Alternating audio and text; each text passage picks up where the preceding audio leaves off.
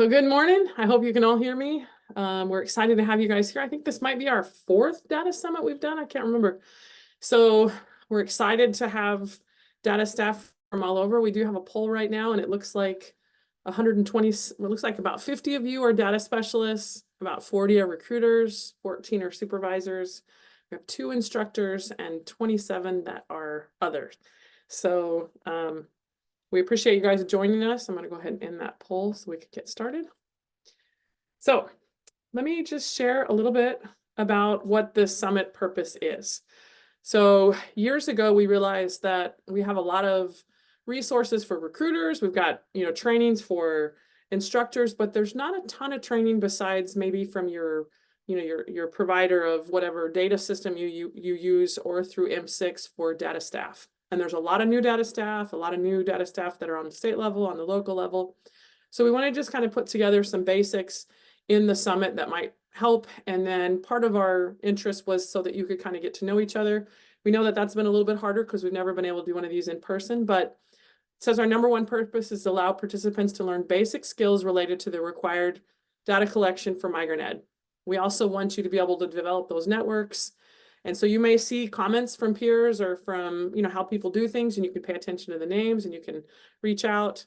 And the third is to really understand the core resources and elements that will help with the identification of migrant students and the service delivery for migrant students. And so a lot of times when you go to migrant ed conferences, you'll hear that recruiting is the backbone. And then I'm a believer that you really have to have everything working right. If we are just recruiting, then we're just taking a census of migrant kids and not really making an impact. If we're recruiting and then we're not using our data, we're not able to really meet the needs of kids. And so migrant ed is a comprehensive, complex program, and it really needs identification and recruitment to work well. It needs a really key data staff to be paying attention to getting that information that needs to get into the system to be able to look at student needs. And then it needs instructors and coordinators and people to make sure that what we're doing all this effort and really hopefully making an impact in the lives of our migrant kiddos. So we're hoping that we're able to give you some resources today that you might not be aware of. And want to ask you in the chat box, what is your role? How do you work with MEP data? I know some of you are data specialists, but some of you may be just putting COE information. Some of you may be helping recruiters really analyze and use the data. In the chat box right now, if you could just kind of share, what is your role? How do you work with data in your state? And we'll give you, a little bit to put that in. Just want to see the mix of how you're using that. And so we have SEA, so reviewer and data entry. I'm just going to read a few of them as they come in. Some of you are involved in the entire process. So data entry recruiter, data entry to create COEs, state data manager. So some of you will, I know there's a new staff in one state that literally has to do everything. And so it's all over the place. I see right here, some of you are full-time data coordinators, some of you are regional recruiters, some of you are the instructional support people and need to be able to look at data in that way. So there's a lot of different elements in data and the way we use it and what we do with it. And I realize that each one of your roles are going to be a little bit unique in how you do that. So some of you may say, well, I'm a recruiter and I'm just here to learn. All of us are kind of tied together with this really good need to have good data. So now I'm going to ask you real quick, if you have any burning questions that you're hoping are answered in the next day or two, because we're going to try to see if there's anything that we can incorporate in. We might not be able to answer all of them, but we'll also pay attention if there's resources that we can put out there. So are there any specific questions that you're hoping are answered through the data summit? And if they are, then you can go ahead and put those in there. So there's a comment here. I'm involved in everything from parental involvement, career. Yeah, got lots of things. So any burning questions that you have? Alex says best practices, an easy way to merge files. Let me see if I see anything. Rectifying student data, submission of EdFacts. Is there any way to pull data automatically from M6 to our management systems? I would like more information on the new rule of 2-year-olds turning 3. I'm not sure which rule you're referring to there. Timeline for the year. Okay, so a lot of these things we are going to be covering, which is good. Mildred, yours is perfect. You want to learn new information, so we should be able to help you with that. Well, let's COS and CSPR. Continuation of service and CSPR. I want to know how everything fits together. What does each report generate for our records clerk? Easy way of merging files. It's my first year and I found out a lot of data requirements by being asked why something wasn't done. Hoping to find a full overview of data reporting requirements. Okay, well, I'm happy to report that many of your questions we'll be able to answer. You may have some very state-specific ones that you can always reach out to us afterwards. We suggest you reach out to your supervisors first. But if there's something that we refer to that might be helpful and that you want more information, then you definitely can reach out to us. So general offerings of what we're going to offer today and tomorrow. I'm going to share a bunch of different resources that are available in this first presentation. The second one will be OME. They're going to be sharing specifically for M6. They have a presentation for data specialists. We're going to be covering some Excel tips and skills that we feel like are just essential skills. Some of you may be really advanced in Excel and can provide suggestions in that. Some of you may just be trying to figure out how to do merges or how to use Excel and you're new to that. And so we're hoping that that'll kind of hit right in the middle. And then we have a tool called Connect Team that our member states have free access to, but it's also free for all states up to 10 accounts. And so we're going to really be sharing tomorrow more about this tool. We feel like data collection in Migrant Ed can be really spotty sometimes. And so this is a really easy to use tool once you know how to use it. And we're going to be doing a beginning training and an advanced training tomorrow. So I realize you may have other questions and other things that you're wanting to know, but we're hoping that this will give you a good foundational base of resources that already exist, hit on M6 and some things specifically from OME, and then some things that'll definitely be able to impact how you do your data entry and look at data. So hopefully this will help you. So I'm going to dive into it. Like it says here, data specialist areas of focus. So we realized that, that listing that you guys just sent of all these different things that you're doing, some of you are specifically certificate of eligibility data. Some of you are really needing to look at student achievement. Some are looking at student achievement to really look at the needs and what's happening. Then there's the specific required data that we have to have. A lot of that is through M6 and the local data system that we're putting that in there. Then you have the idea that one thing is just to put all this information in, but how are we impacting through our service delivery? How are we gathering that information of what we're doing with our kiddos? Then we have our recruitment data. And then there's the idea that we're putting all this information in, but can we use any of our demographics information or any of our move information to help also with IDNR? So there's a lot of different things that you can do with data. And if you're brand new, you may say, hey, I only know about the certificate of eligibility. I'm not even sure about the other things. So I'm hoping some of the resources that we share this morning will help build your knowledge. And they are the kind of things that you'll need to go back and study and kind of read through and learn and see how to apply it in your own state. So if you're new to IDRC and you're not really sure who we are, there are several different Migrant Ed consortiums, and our consortium is specifically focused on identification recruitment, and then we also have an area on data. And the idea is that hopefully if we can really streamline our efforts and use our data well, that we'll be able to find kiddos faster and then hopefully serve them way better. So one of the first things I'm going to share with you is what we call our general data manual. And I have a link. Let me see if my computer will work with me. And I will drop this link in the chat box. Take me a little bit to go back and forth. So let me send this to everybody. So, and let me see if my computer will respond. Right now, it seems like everything is really slow right now.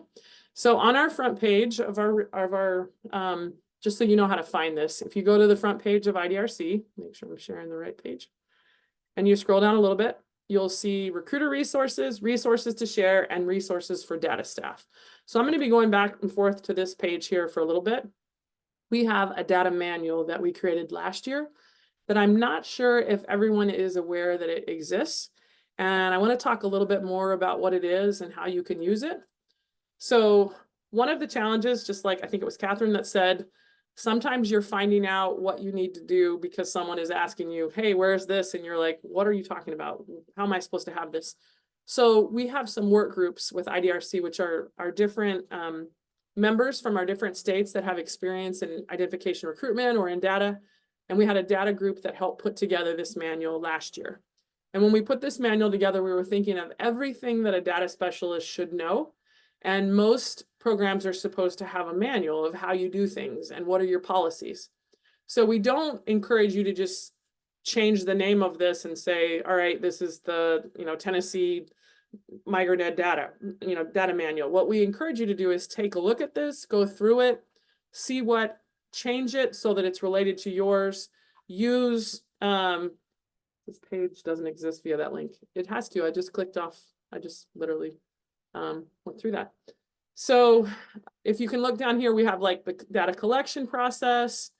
And so all of this, specifically the table of contents, we've got everything from FERPA to the eligibility requirements, continuation of service, priority for service. We have some yellow highlighted things. These are supposed to be your database. So we have information about database, but you're gonna have to go in there and figure out what you would put about your own database there. We've got enrollment withdrawal, entering services, pretty much anything that you could need to use through that you might want to know. And so this is just a manual to be able to help you. We feel like it's been vetted by our group. Some states have already used it. Some states have, may have complete other tools. We just felt like maybe in the states that have brand new staff and they didn't even know where to go, this would be a good base for you to be able to start. So feel free to take it. It is a Word document intentionally so that you can pull the parts out that are relevant to you and go through it. But like I said, we would not suggest that you just like change your name and say, all right, now we have a data manual, because some of it's not going to be applicable. It's very comprehensive, and it's with the idea that you could, pull some of these things, maybe some of the things you're not doing that same way, and you can kind of use that. So again, if for some reason the link didn't work for you, you can always go to our front page of our website. Most of you guys know where our website are. Just click right there on resources for data staff. And so that is specifically the data manual. So let me go back to my slides. So like it says here, good resource to review. It can be changed and customized, can be a resource to check against what you already have. And it was created in 2023. So if there's some new policy that's been since then, it might not have been updated with that. We will work on that here in a bit. So we also have another data resource that's called All Data Needed. So one of you said, hey, I just want to kind of know what's all out there and what needs to have happen. And so we have this other thing here that says required MEP data. So when you click on this, this was kind of our dump of everything saying, what all are we supposed to be gathering? So you've got student COE information. And so we tried to have any information that was specifically from, let me click on this and see, there might be a template from like the national COE. We tried to reference any part of the guidance or anything that would be relevant. Thank you, Melissa, for adding that in. We have the M6 information there, information about the minimum data elements and the regulations and kind of how things are supposed to be set up. Some of you may say, hey, this is basic stuff. We already know this. We were trying to be as comprehensive to say, if you just started as a data specialist and you know nothing, this would be a good reference to say, okay, this is what I should be getting. So then we have some information about, the different MDEs, the minimum required data elements, and the process and what they are, and when they're required, and move notifications. Then we have some information as far as M6 reports. So it's just dashboards. It's just kind of an informational of, hey, you're also going to have know about the consolidated state report, and here's kind of what it is and a little bit of information. You can click on it. And then you're also going to need to know about quality control. Then if you're, maybe you're helping with needs assessment. So this is just any kind of data that could be needed and required. Some information as far as a toolkit for the needs assessment, the kind of things that you might need to gather for that. Any policy requirements that are related to that. So that is right there, that required MEP data. So again, the idea is we're just feeling like there's not a lot of training, and too many of us in our roles in MigraNet are just kind of given an assignment, and it's like, hey, you're the new project coordinator, and you're like, what does that all entail? What does that look like? So that is the thought process on this document of just, hey, here's some links to places, and here's some things that you should know about.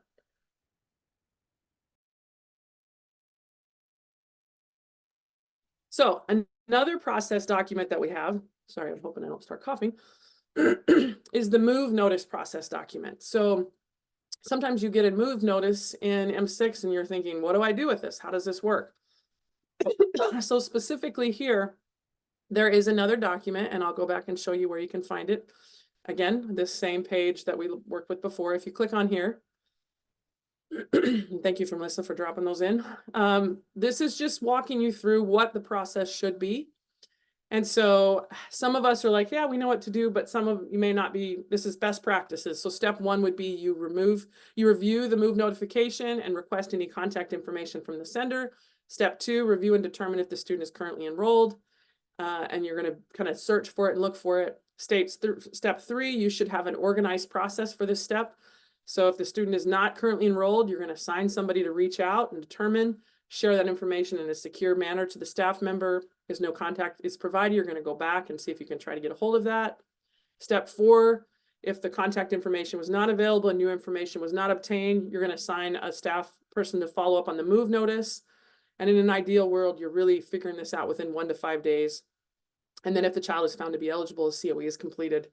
And then the steps to send a move notice. So for some of you, like I said, this is very basic, but for other, you're just saying, hey, you know, where can I get this? So that's another tool that we have right there. So we also had lots of questions about CSPR 1 and 2. And I know the way that we gather this and it's changed now that a lot of it is pulled from M6, but you still have to make sure that you have the information. You're still doing that data reconciliation process. So again, going back to that same page that we've been kind of going back and forth, we have here this CSPR data reconciliation document. So when you open this, it's kind of talking about the process of what should I be doing. Let me make this a little bit bigger in case it's kind of small. What should you be doing with each process? So it says here, steps to take to ensure all data is properly entered into the state database prior to preparation for the category 1 child count numbers. So at the end of every year, we're trying to figure out what is our total child count numbers.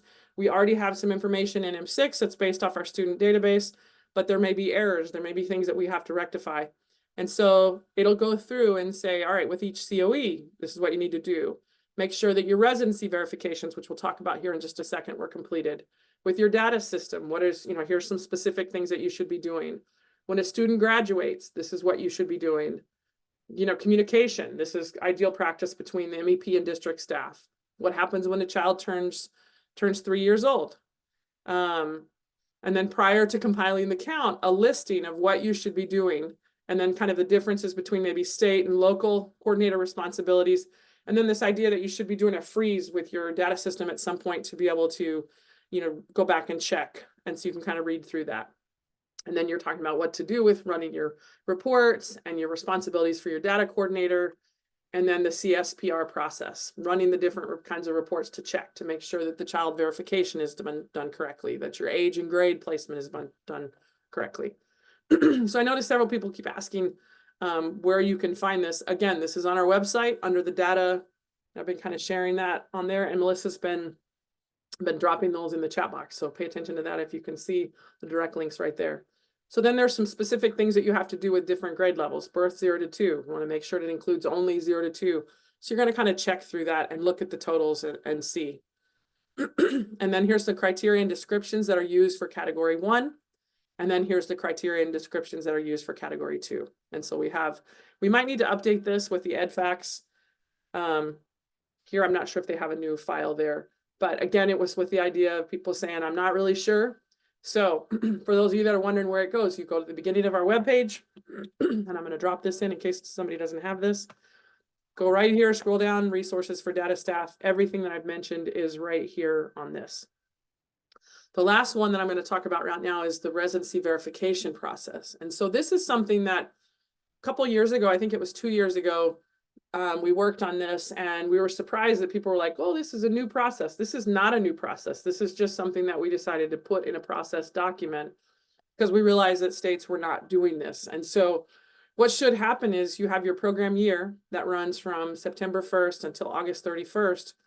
We have to, in that category 1 count, we have to be able to show who all was present. And so when you get new COEs, it's easy because you're enrolling and you're showing, okay, they came in October, that's during the program year. But the following year, you have to check and make sure when that September 1 rolls around, that you're still making sure that those families are present in your area. So it's almost as if maybe your state had 4,000 kids, on August 31st that were in your category 1.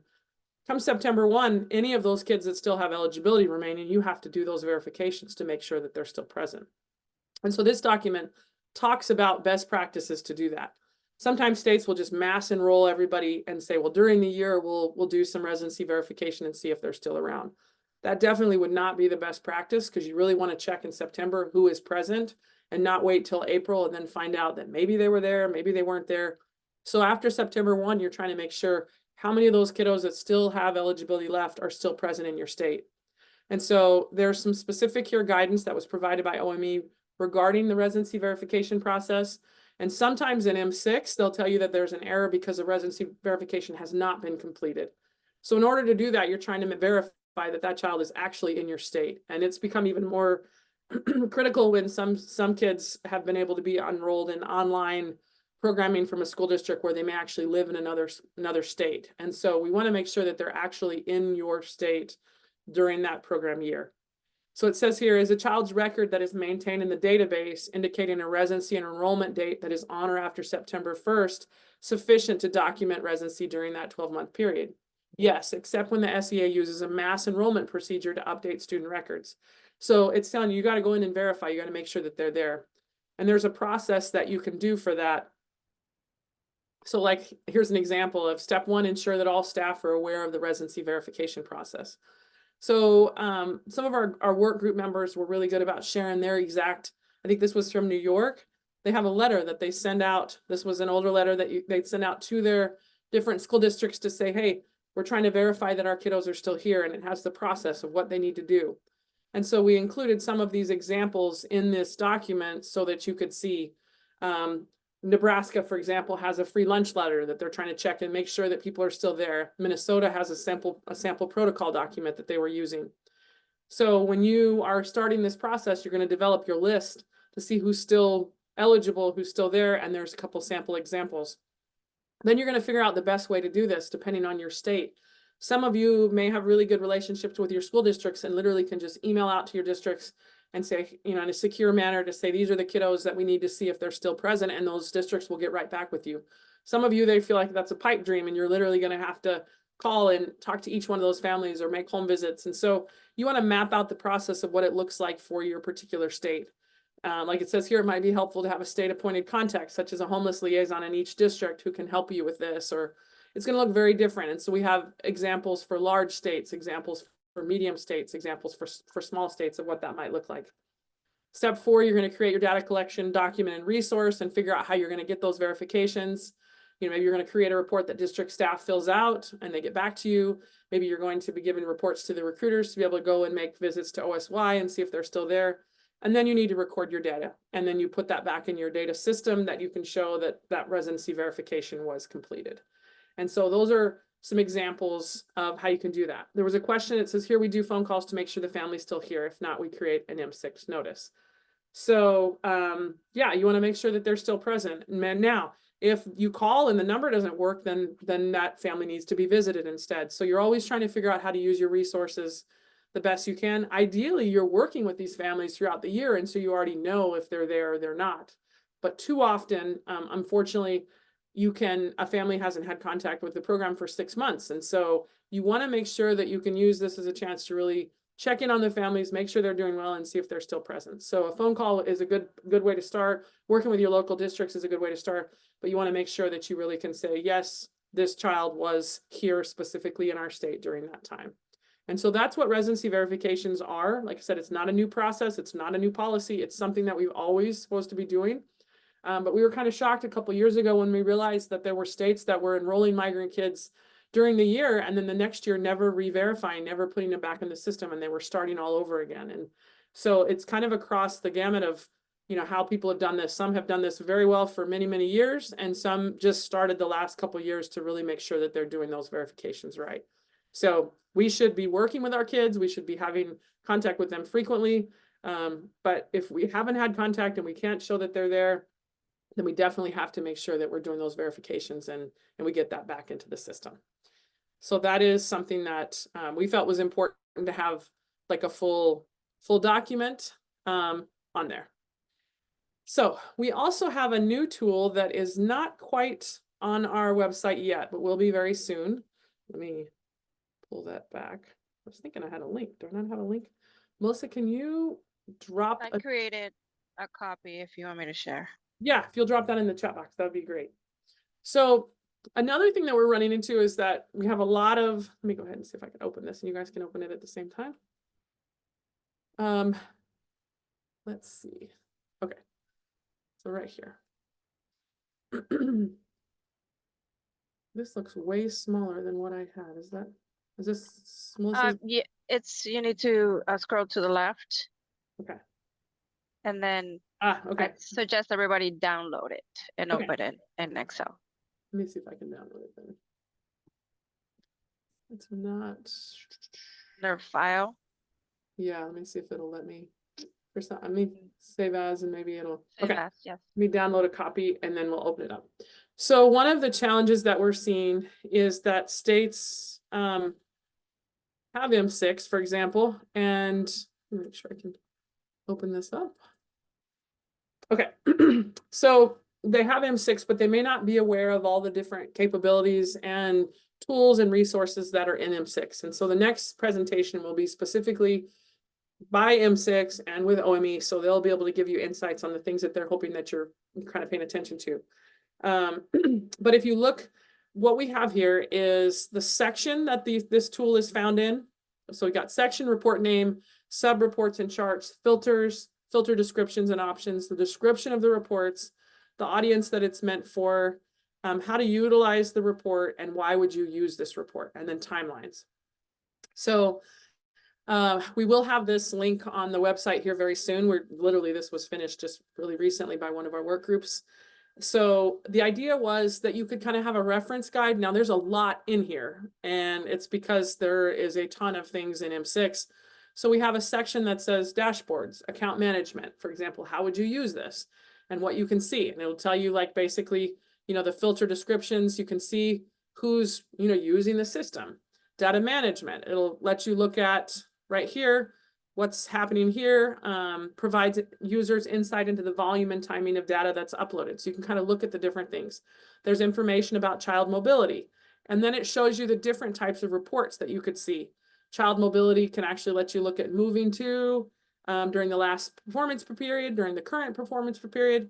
And so you can kind of see with each one of there's a bunch of different things. You have records exchange. So this is one of those things that I can kind of highlight it right now, but you're going to really be able to want to look at it and really see everything that's in here. So the records exchange dashboard is going to tell you who are your top 10 record exchange states. There is, and I'm just giving you a very quick summary of this, and you can filter it by your last performance period, by your current period. And then we have the descriptions that literally come from M6 that you can kind of see, and it has your audience here. Some of you may say, I don't have any of this stuff in my M6 access.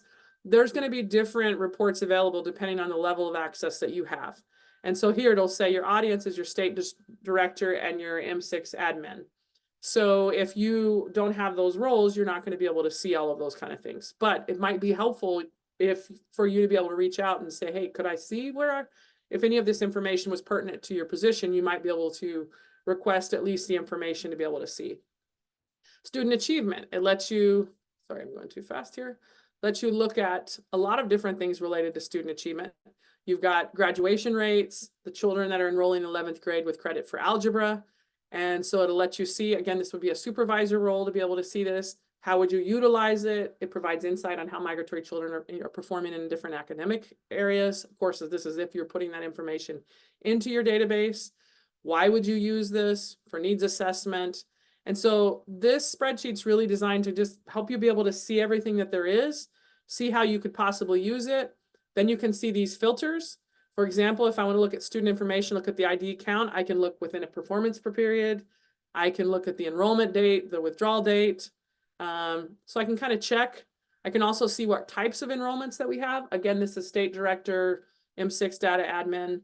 Maybe I know several of you are doing student, you're teaching kiddos.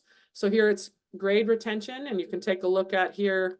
Let me see if I can put this, you can see it. The performance per period, you can look at grade retention in a lot of different ways. And like it says, why would you use it? Increase awareness of academic needs of your migratory children in your state. Sometimes it surprises me that some of our instructors don't have access to be able to M6, to be able to go in and look at their kiddos' information. But then if you are a local level director or you're the data admin, this is information that you can kind of look at some of the summaries and be able to provide that to your staff. And it could be really helpful when they're trying to figure out how to provide services and what are some of your needs. We've got course history information. This can also be helpful. Grade retention, course history, merges and splits, move notices. files. So we have sections here. You can kind of see there's a section on student information. There's a work list section. These are things like move notices, merges and splits, data requests. Then we have all the data quality information. So if you're doing data reconciliation, these are things that you want to go and look and see how many potential duplicates you have. And you can see all these different filters and how you can look at that. You can look at your validity and see data logic issues, data completeness, and then there's more reconciliation here that is specifically for the child category 1 and category 2. And then also reconciliation for priority for services. So this tool is just to help you see kind of what's all in M6. And we realize there are a lot of other things. You can go in M6 and keep looking around, but we wanted it all in one place. And so this was the work group really going through and feeling like it might be helpful to just be able to have this list of specifically what's there. There also is another page that lets you take a look at. Let me see if I can make it a little bit bigger. Let's see. That lets you look at the user roles. There's been some confusion of like, okay, why can't I see this, or who can see what? So Melissa put this together to really look at, here's your state data administrator. This is what they can do. Here's the regional user administrator. Here's the state user admin. Here's the state regional admin government. So it's showing you these different roles. And then it's going to let you know who can do the student search, all of these.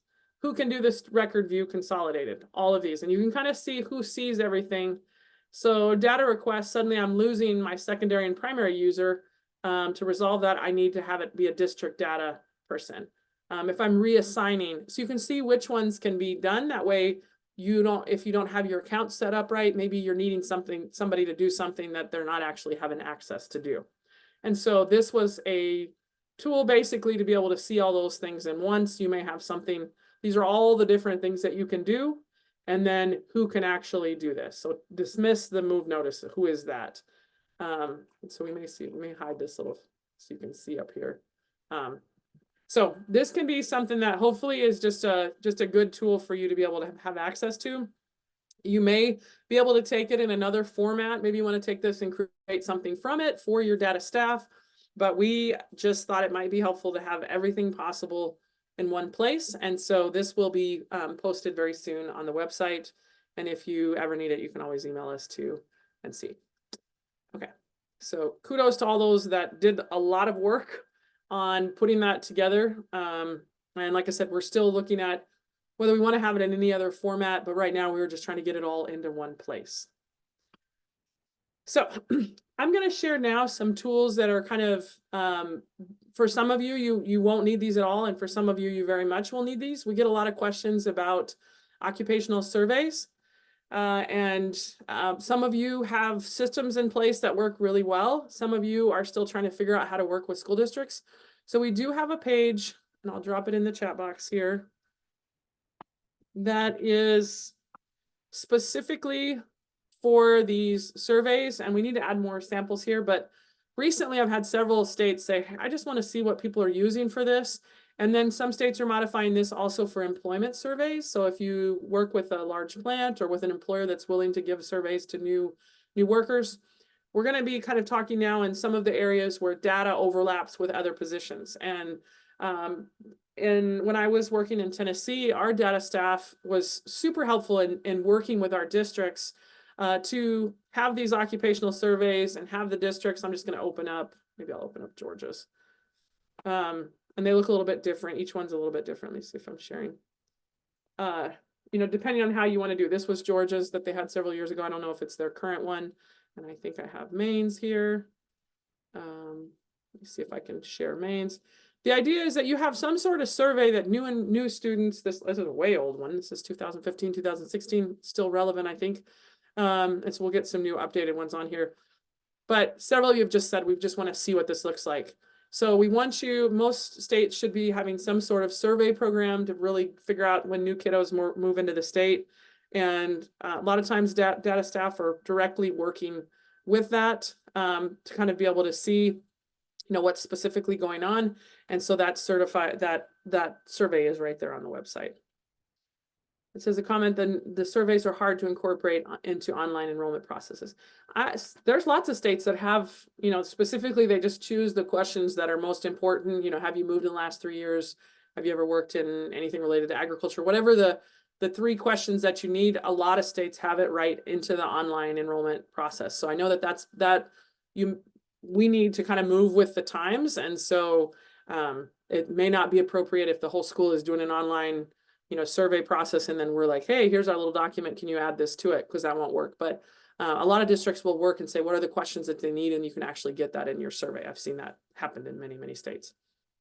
So the next thing I want to talk about, I know I mentioned that we Connect Team. I want to talk a little bit more about that in case you want to go tomorrow. Connect Team, about several years ago on the first iteration of IDRC, one of the things we realized was that states, the way that we gather information is all over the place. And so one of the things we asked states was, when your recruiters go out, how do you keep track of where they go? This is not to micromanage staff. This is because unfortunately we have a lot of turnover, or there may be a lot of follow-up that needs to happen, or there's a lot of coordination that needs to happen with districts or different things. And where are we putting that? Is it only in the minds of the recruiters, or do we have a process that lets it see, okay, if Jessica's working in this particular area, where did she go? Who did she talk to? What did they say? What was the follow-up? What needs to happen? Or am I just kind of out in my area and I'm like, yeah, I recruited this week. So we really need to be gathering data that helps us recruit effectively, because if we're not careful, our whole budget goes to this idea of finding kids, and then we're not able to really use the data we need to really streamline our efforts and find them faster.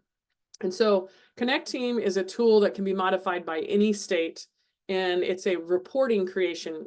You can create all different kinds of reports, and it's an app, and you create what you want to be gathered. So maybe you just want farm visits. Maybe your data staff is keeping track on the COE of where students are signed up, which farms had more COEs. And so you could have a report that just has them write the name of the employer, the results of what happened when they went to the employer, the follow-up that needed to happen, and how many kiddos they found.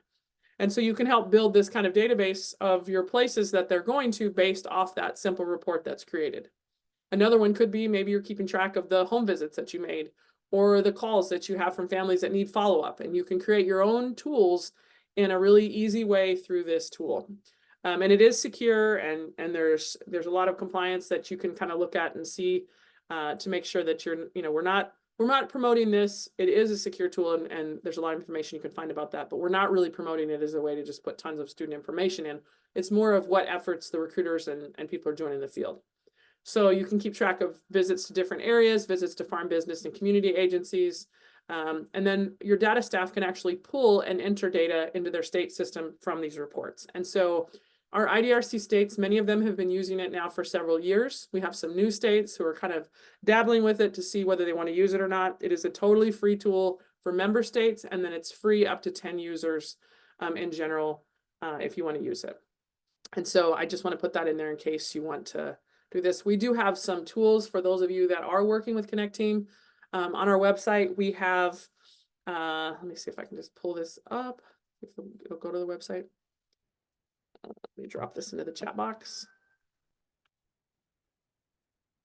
So any specific questions that you have about Connect Team, like Sandra, your question, I definitely would suggest that you go tomorrow, because it right now wouldn't be a moment to really kind of go into that deeply.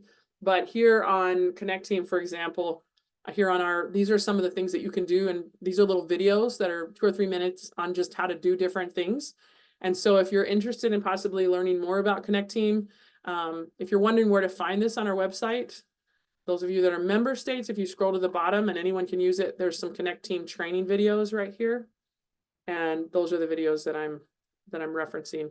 So here's some of the things that you can do. You can do a job schedule and assign people to do specific things. You can have, create forms. You can have time clocks. You can add users, create courses. You can actually create your training course that you want them to do, and they'll have to finish one thing before they can move on.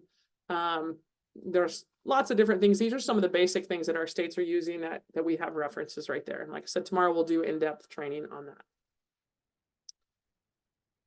A few other things that we have that might be helpful to you. We have something that we call our state-specific resources from IDRC. And let me see if I can drop this into the chat box. And we'll be adding a few more. So let me see if I can make this bigger.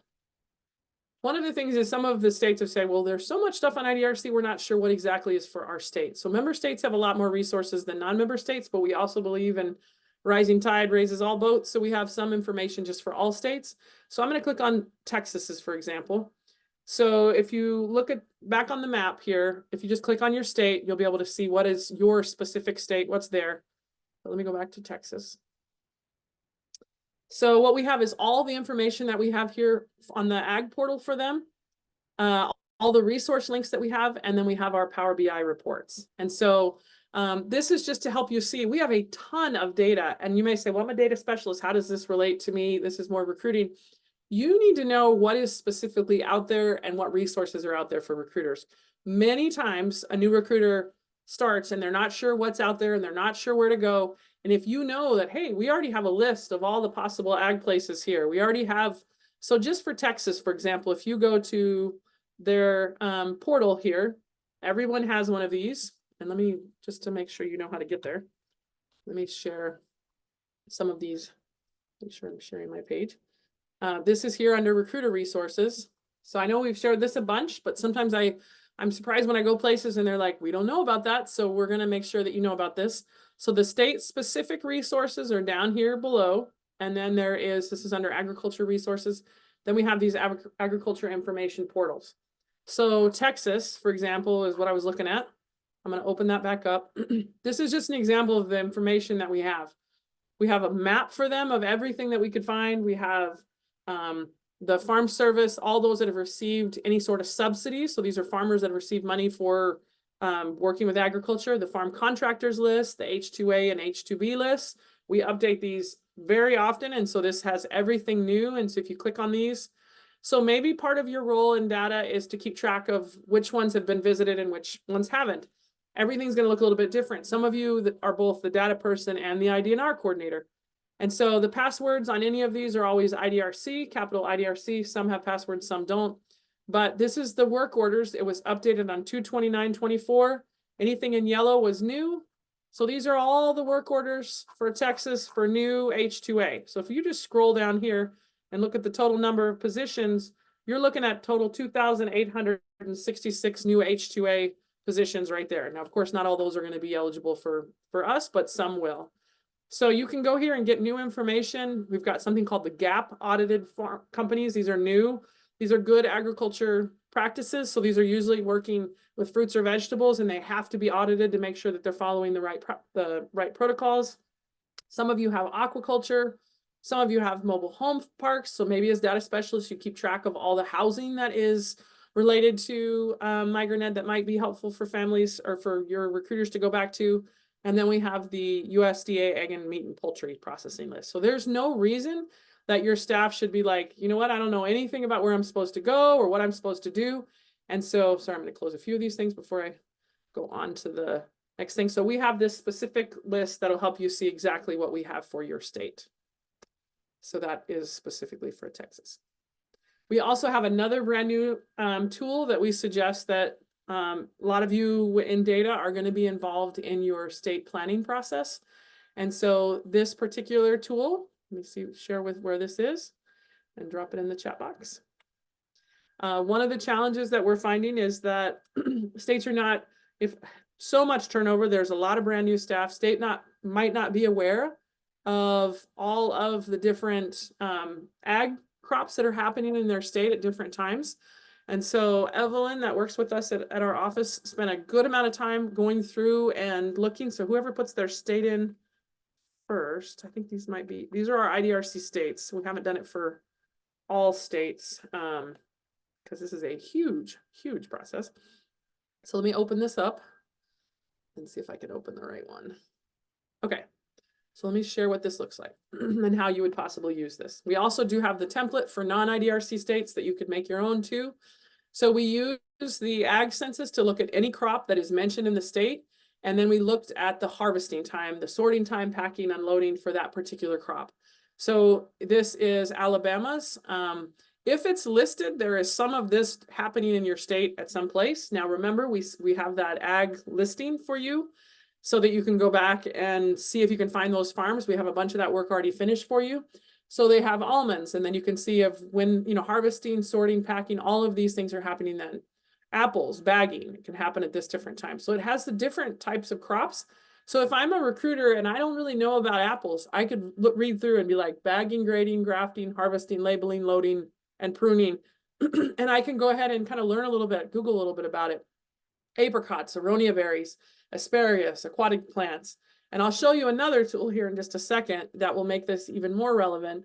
But the idea was we would create these timelines for everybody so that you could look through and see, you know, when is lima beans happening? When is beets? And to be able to just kind of see, hey, what's everything going on in April? And you kind of look through and see blackberries is not happening yet. Blueberries not happening yet, but broccoli, they're starting to plant and they're starting to prepare fields. Okay, what's happening with cabbage? All right, they're preparing the fields.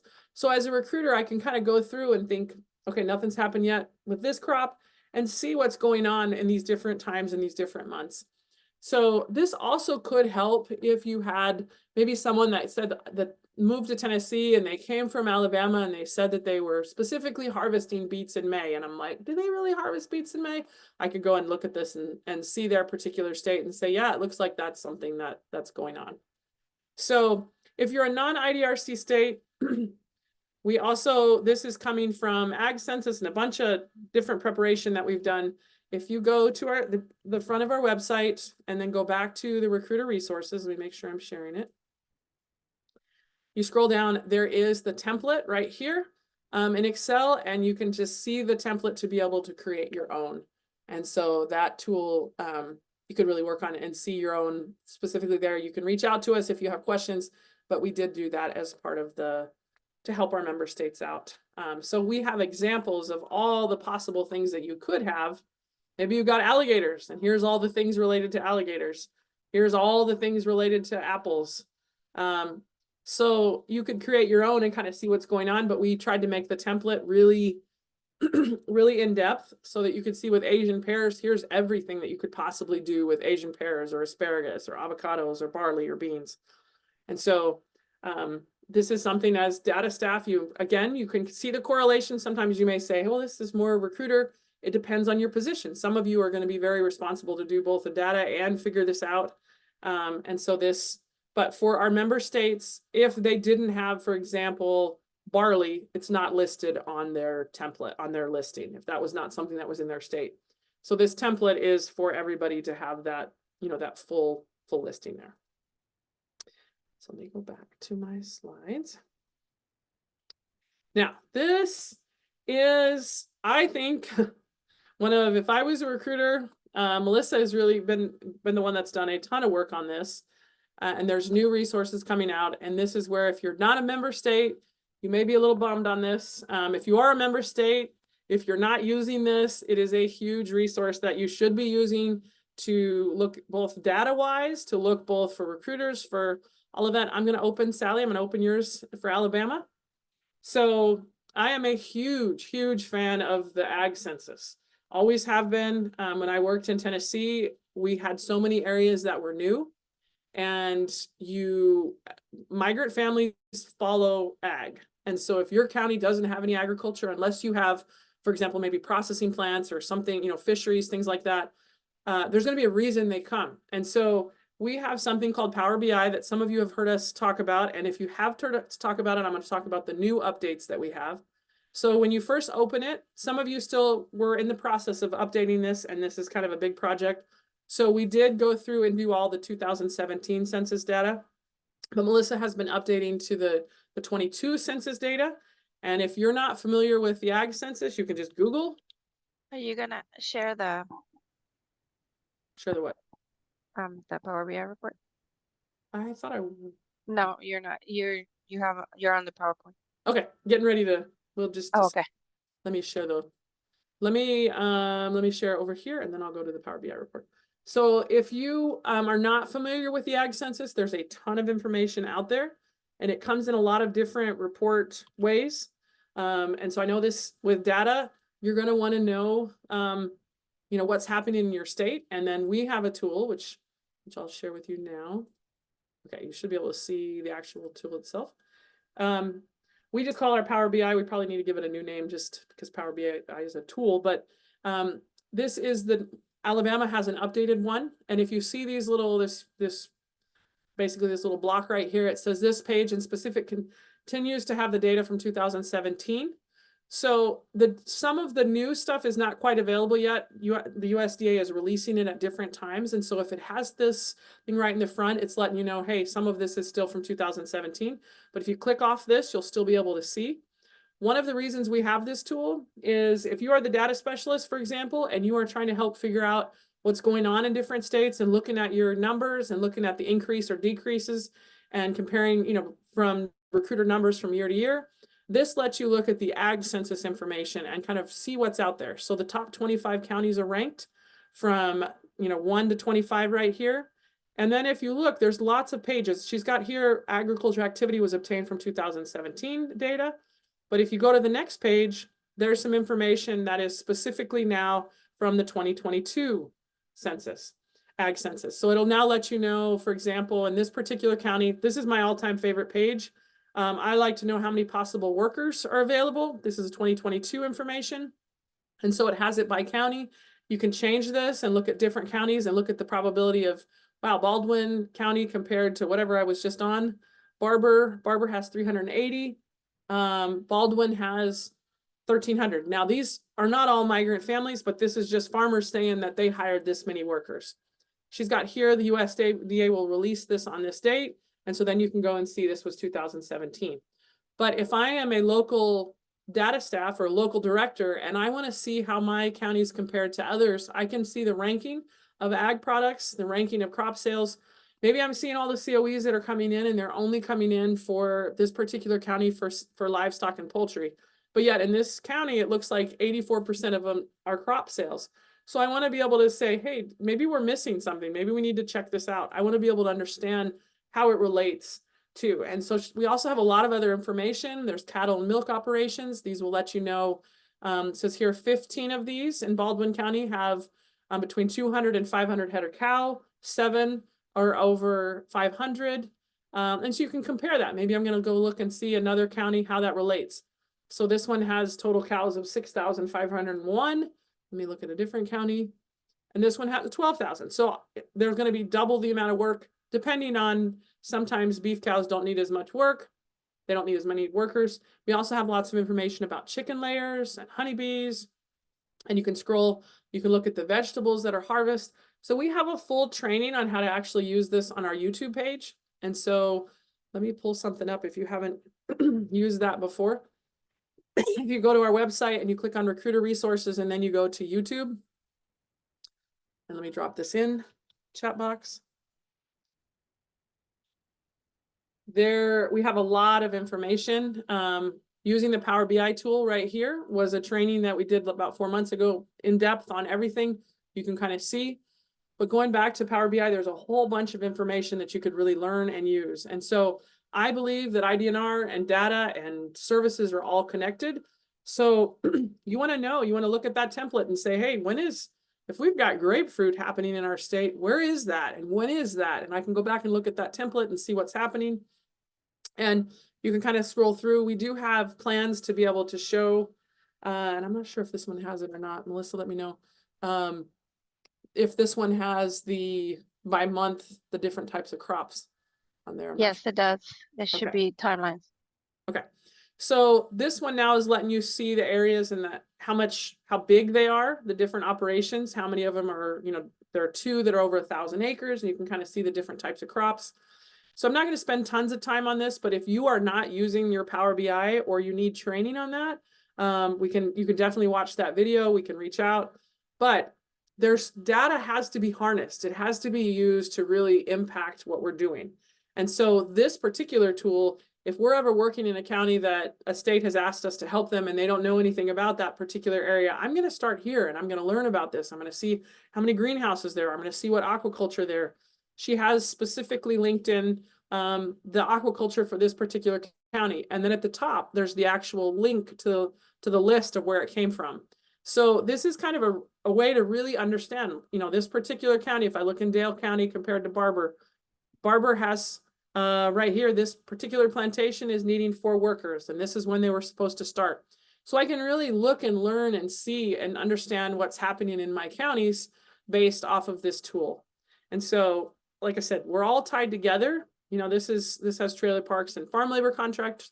You can kind of see this has the gap audited, and here is the ag timelines. So if I want to specifically look at what's happening, I could look at the activities, like when is, to be able to kind of see, all right, I've got asparagus, when is it happening? Let me see. Okay, here's my month. I can take a look and look at February. What's everything that's happening in February? What's everything that's happening in March? And be able to look at these different crops. I can see that asparagus is happening, harvesting is happening in the South. It is packing in the South. I can kind of look at these different crops and see when some of these things are happening at different times. So we'll be providing more resources and more time related to this, more information. But we just wanted to make sure that you guys are aware of what this is. And if you are not a member state, we did get this from the Ag Census. There's a whole process that Melissa goes through to be able to do that. But the information as far as like the county overviews and things, there are some tools that you can kind of use. This is just our way to make it way more user friendly and for our purposes, so that recruiters can really, and data staff can work together and see if numbers look like they're decreasing. Does it look like it's decreasing in ag too, or is this something that you can kind of improve? Speaking also on that, let me share with you another resource that we have. And I think I need to go back to our website to share so you know where to find this. So if you just start on our front page and scroll down to the bottom for member resources, we have these state maps. And let me drop this in the chat box. And yes, Hallie, you're for the Alabama tour. There you go. So we'll just stick with Alabama, for example. You click on Alabama. Here is what we call our farm worker numbers. So what I told you is my favorite page in Power BI that lets me look at these numbers. This is letting me look at my 2017 numbers compared to my 2022 numbers of total ag workers that farmers were reporting. I would suggest that states should add their migrant numbers over this to be able to look at it. So for example, the way this works is the numbers in black were what they used to be in 2017. The numbers in red or green are what they are now from 2022. So, and then we have the color code over here of the counties that have the larger numbers, like you can see in blue would be DeKalb, and then Mobile and Baldwin. So if Mobile in the 2017 census had 827 possible workers that farmers were reporting, in the 2022, it had 1,063. Baldwin went a little bit, but then you can see in other places they might have gone down. Lauderdale up here was at 650, it went to 457. Limestone was at 727, it went to 644. So one thing we want to do is look nationally to see, like, okay, you got a total farm workers in the state. One thing we'll do is kind of compare what was it in 2017 to see, was it 22,000 that you had then and now it's 24. But this is a tool for you to be able to really kind of see and understand. And so we do have those for all of our member states. So let's check out Georgia, for example. You can see which counties, again, you're looking for your larger counties. I've got my yellow ones like here, Colquitt, I don't know how to say this. They've gone down. It was 2,700. Now they're at 22. And so you can use these tools just to kind of see and compare. Again, it's a data tool that'll help you harness and help you make planning and help you be able to see. So the more well-rounded our data staff are, the more they're able to support.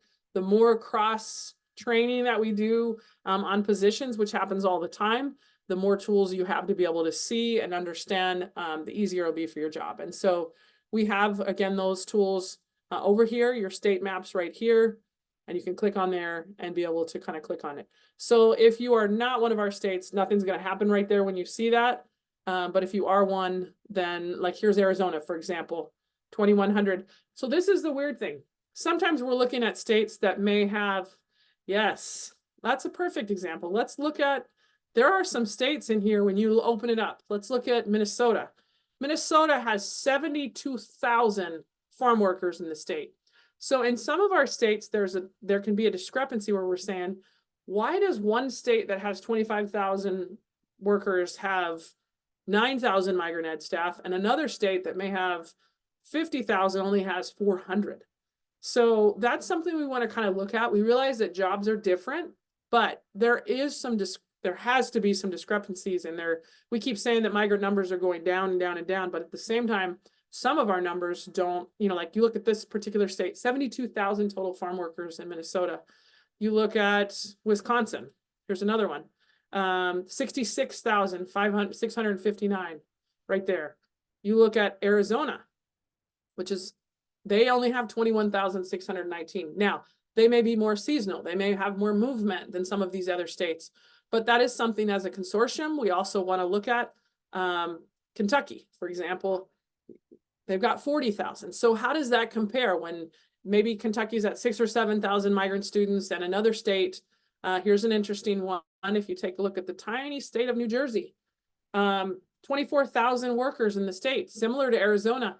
So some of our areas, we may have just a teeny tiny amount of migrant ed students, depending on whatever state it is. And we want to see, like, look at Missouri, 40,000 workers. We're trying to look and see, hey, is there a correlation of, the probability of, if there's 40,000 workers, we're thinking, is it 8% that might be migrant ed? Is there 6%? What does that look like? And so we're going to try to help states to, hopefully this data helps them find places. So for example, if I have limited time and I'm, limited staff and I'm trying to figure out where to put people, I can look at, here's the state of Illinois, 52,000 farm workers in the state.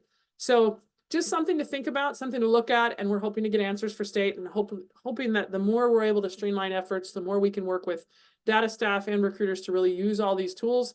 Hopefully then we'll be able to find all the possible kids. Look at the state of Texas. The state of Texas has 120,000 farm workers. So it's just something to think about, something to make sure, look at Nebraska. Now, Nebraska has, this is not counting all of the processing workers. So they have farm workers, 43,000. So we're just hoping these tools make everyone's life a little bit easier, and that hopefully it gives you some answers and, kind of let you see. So any questions or comments before we finish? We might let you out just a little bit early to get ready for the next one. OME is going to be our next presentation. We're hoping that these tools give you some insight, give you some ideas and some things that you can use related to your job. We are going to record every single one of our presentations, and we'll put those on our YouTube page. We will also email them out to anyone that registered. Yes, and farm workers don't mean migrant students. Yes, exactly. Those are just farmers have reported that particular amount of farm workers. So yes, of course, Adrian, that doesn't mean that they're all migrant, but some of them are. And so we want to make sure that we find that. And yes, it didn't include processing workers. That's in addition to. So the Ag Census just reports specifically on what farmers say they use on their operations. So hopefully this was helpful. I'm going to go ahead and turn off the recording.